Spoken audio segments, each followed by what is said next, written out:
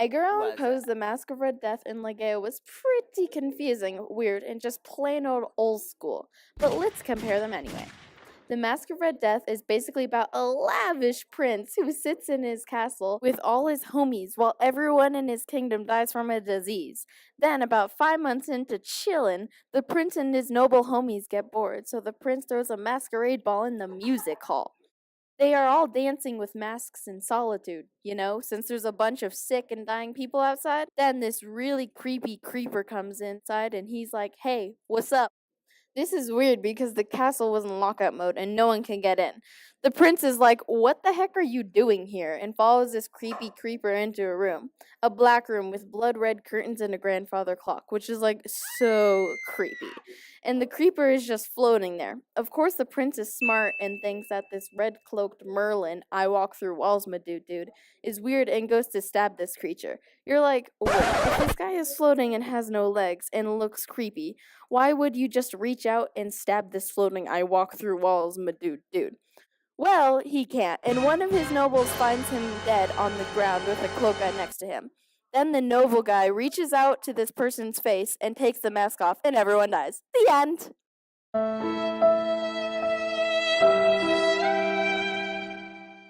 Now on to Legea. The main dude with no name mentioned met the love of his life in Germany.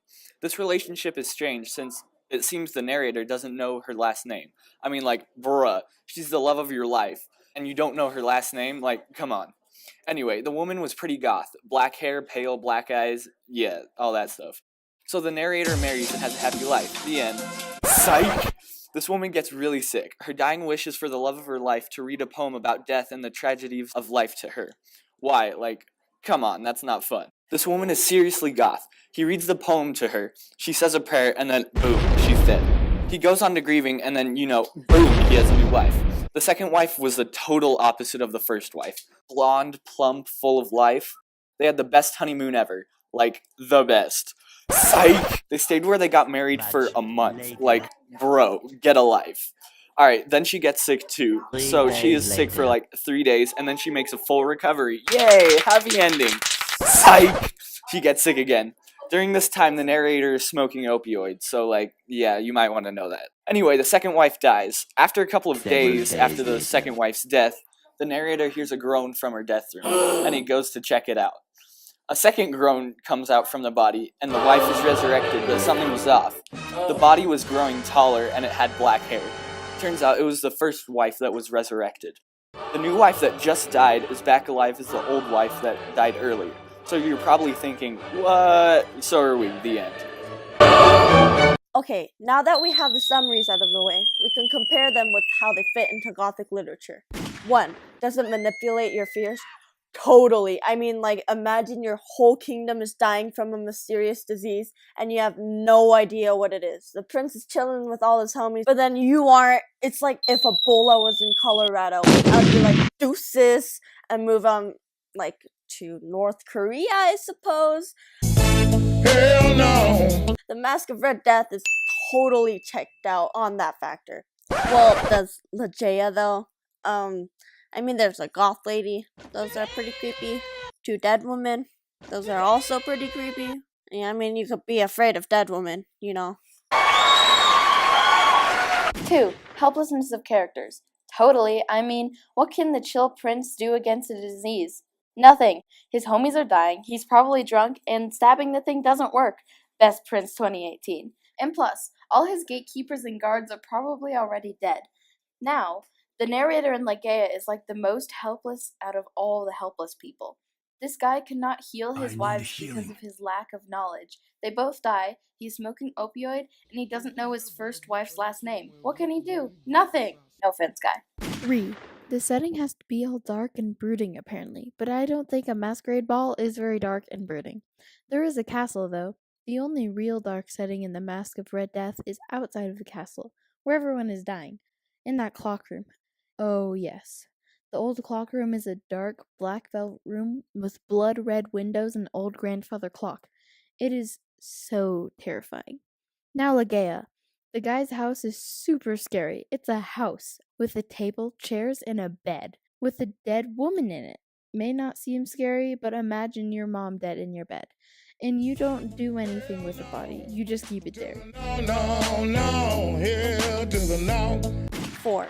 There's always a mystery, right? I mean, like, how did the Red Death even start?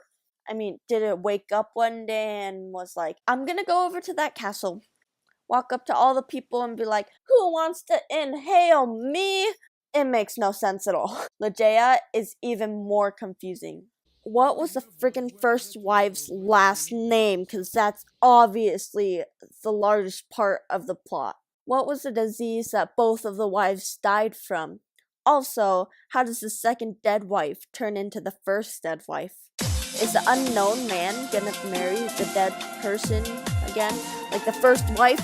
Like again? Or maybe the first wife never died and he was just high and he was just imagining things. We don't know.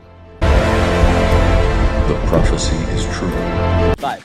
Every good story has suspense. Like, name one story that doesn't have suspense. The Mask of Red Death has a bunch of suspense and pretty much leaves the reader hanging on the end.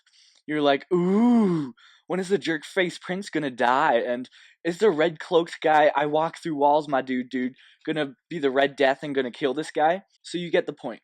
We have a lot of questions to when the prince is going to die, and we're just flipping through the pages to get to that part. Now, as you already know, Ligeia contains a lot of suspense.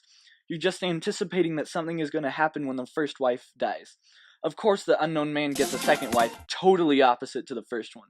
When she dies, now we're thinking, ooh, this guy's going to get a third wife now. Psych! The second wife turns into the first wife, and it just ends there. Plus, the story ends in suspense, like what's going to happen to the first wife now? See, tons of suspense.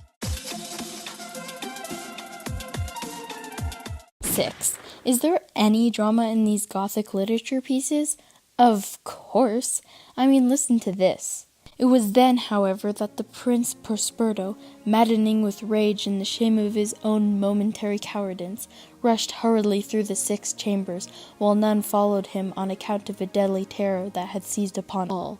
He bore aloft a drawn dagger, and had approached in rapid impetuosity to within 3 or 4 feet of the retreating figure, when the latter, having attained the extremity of the velvet apartment, turned suddenly and confronted his pursuer. There was a sharp cry, and the dagger dropped gleaming upon the stable carpet, upon which, instantly afterwards, fell prostrate in death the Prince Prosperto. Got him! It makes the prince sound like a hero. The only thing that would make it better and more dramatic is if the text says, Go on without me! Ligeia is also dramatic in some way, shape, or form. Oh God! Half shrieked Ligeia, leaping to her feet and extending her arms aloft with spasmodic movement as I made an end of these lines.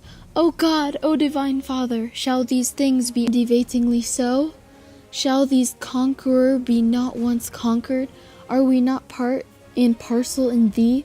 Who knoweth the mysteries of the will with its vigor? Man doth not yield him to the angels, nor unto death utterly, save only through the weakness of his feeble will. This is what Lady Ligeia states before she calmly gets back in her bed and dies. Oh, the drama. Is there a supernatural element in the short stories?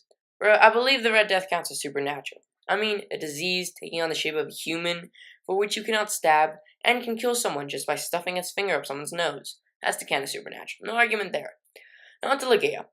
Oh, Lady Ligeia is supernatural. She's either God that is immortal, a zombie, a shape-shifting zombie, some parasite, or just some shape-shifting zombie. The narrator is either extremely lucky to get the love of his life back, or unlucky to get his used-to-be-dead love of his life back, or he just needs a therapist. We now come to the conclusion that the 2 books, The Mask of Red Death and Ligeia, are considered Gothic literature based on the content of the books, like how much of a heckface the prince is and how the narrator of Ligeia doesn't even know the love of his life's last name, and how that fits in with the aspects of Gothic literature. Of course, the script writers could be 100% wrong, but this is a school project, and